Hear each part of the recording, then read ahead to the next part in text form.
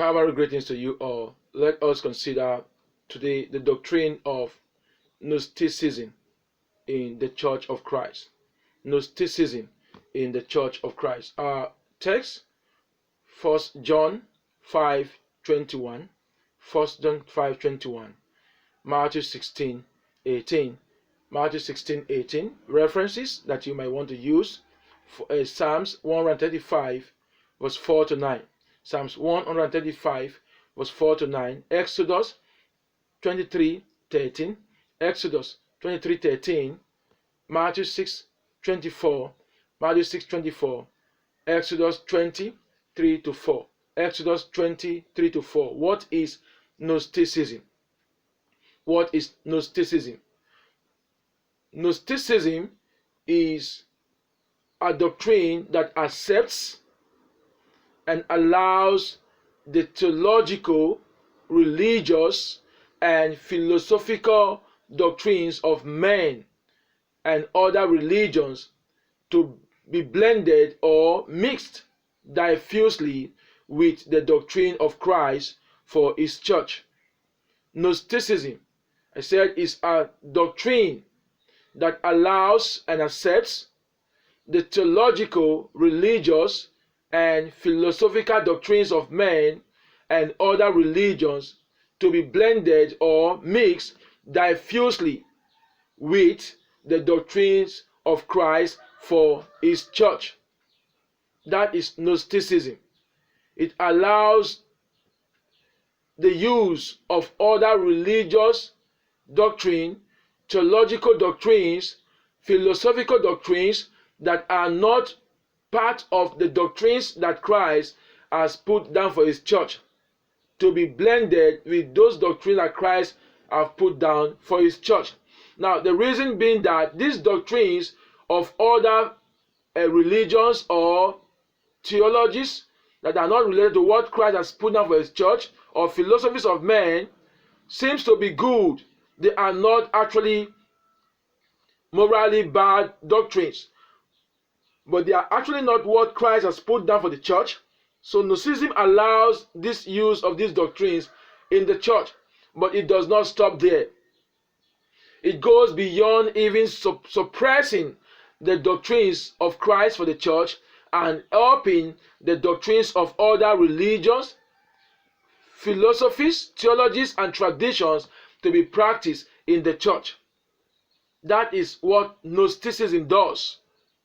So there are a lot of doctrines that are put together to form the doctrine of Gnosticism. So it is actually seen as one of the highest doctrine that we have in theology, because it has collected, or it has other doctrines from other religions, traditions, philosophies, all fused in that Gnosticism.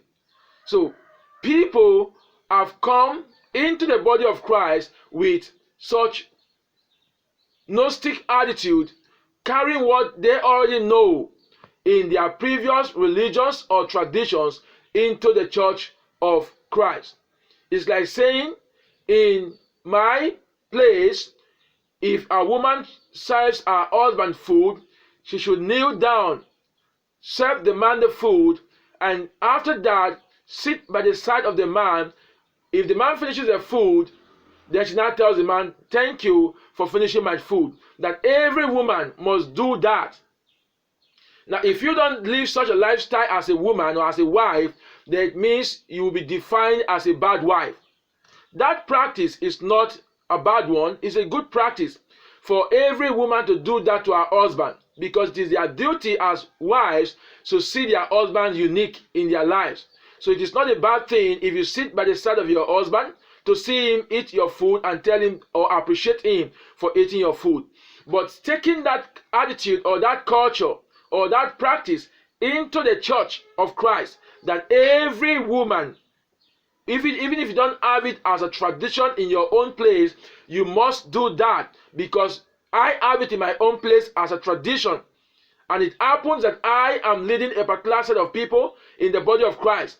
I'll now introduce that to them as a creed or a doctrine. That is Gnosticism.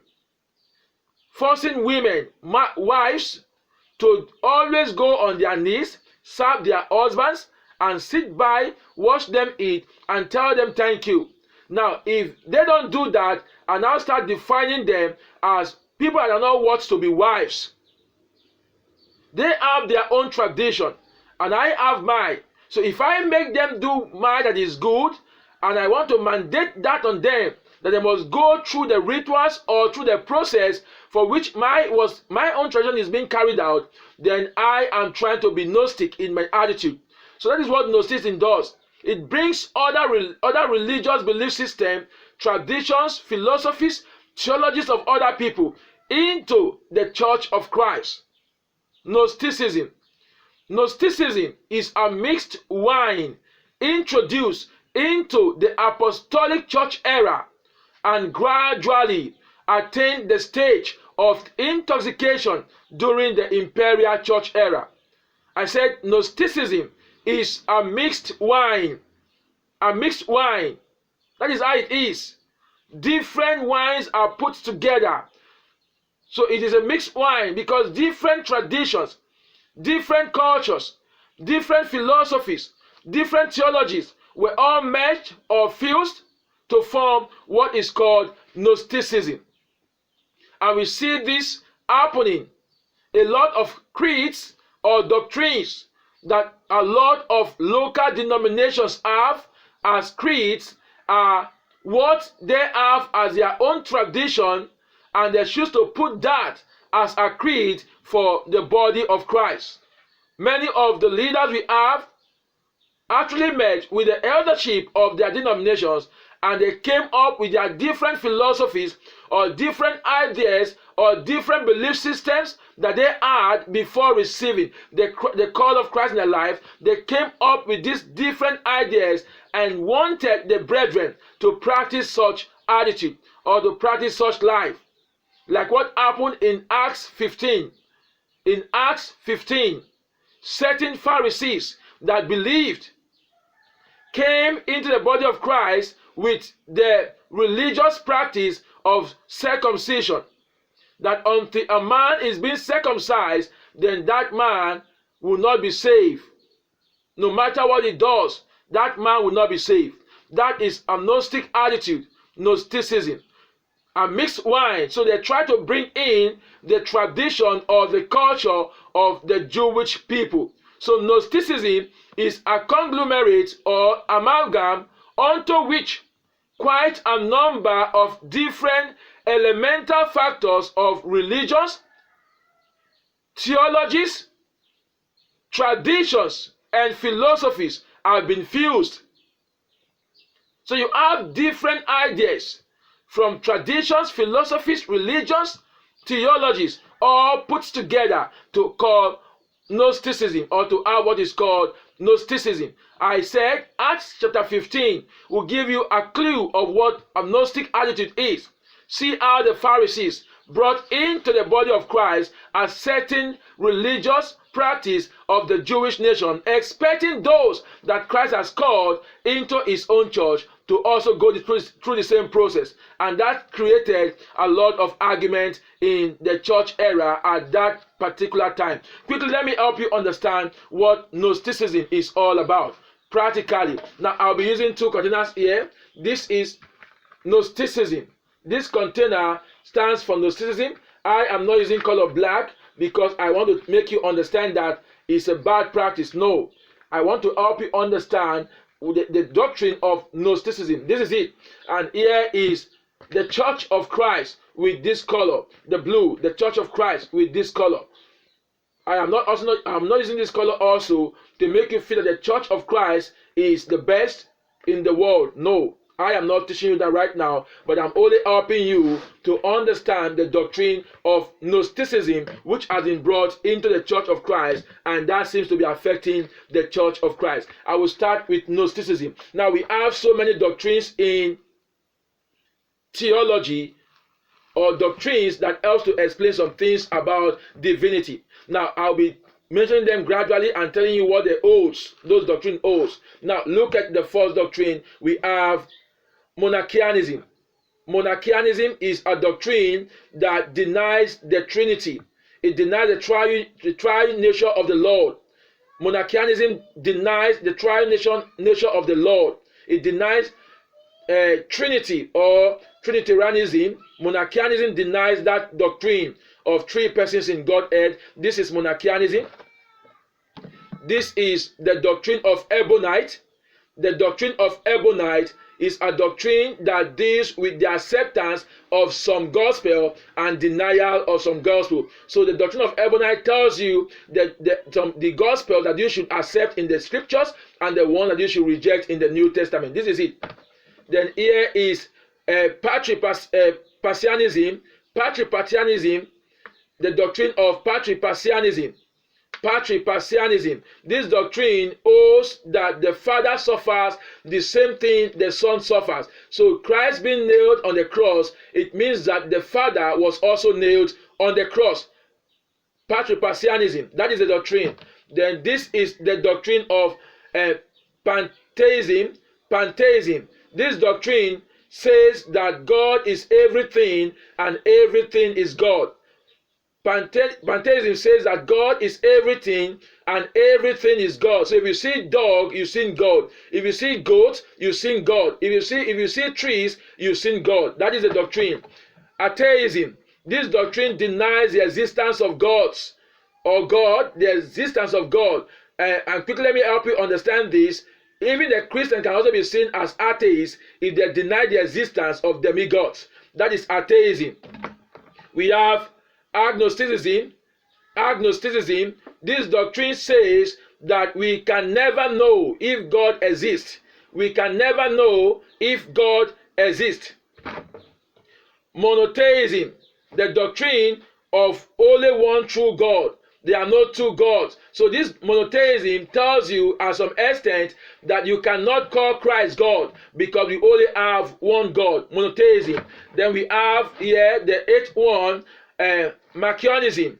Marcionism. This doctrine tries to separate the Jewish God from the New Testament God, or the Old Testament God from the New Testament God. This doctrine says that the Old Testament God is a wicked and greedy God, selfish or self-centered, that it cannot be the same God who has sent Christ in the New Testament to salvate the world. That there are two different gods there. So the one that sent Christ to this earth to bring salvation is a good God. So that it should not be compared to the Jewish God. That is what Marcionism says. Now, all these doctrines are in the doctrine that we are treating today, Gnosticism.